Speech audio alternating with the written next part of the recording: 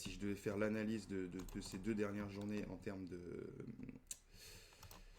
comment dire, de statistiques et de métriques réelles, on va aller regarder ça ensemble. C'est quelque chose qu'on regarde souvent, c'est très important. Là, on a mes trades sur ces 2 journées. Voilà à quoi ressemble le graphique. On voit qu'on n'a pas du dent de scie vers le bas. Très important. Les pertes sont douces alors que les gains sont violents. C'est le but de la stratégie.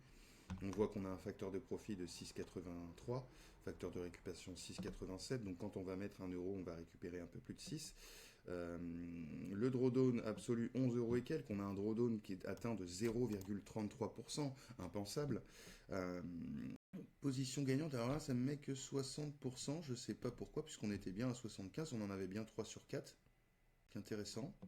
Je pense qu'il a compté ma flat comme une perdante, peut-être en termes de frais. Ensuite, on voit bien plus large position gagnante à 1330 pour une plus large position perdante à 300 seulement. Ça, c'est une métrique importante à regarder. La moyenne des positions gagnantes par rapport aux positions perdantes. Donc là, on voit que 2 jours, hein, mais vous voyez bien qu'on est sur des mathématiques qui, évidemment, ne peuvent que bien finir à terme. Voilà un petit peu sur ce trade. Voilà le confort qu'apporte la stratégie, couplé de surcroît à l'assistant qui nous permet de ne même plus rester devant les écrans pour attendre une entrée ou savoir si on doit sortir.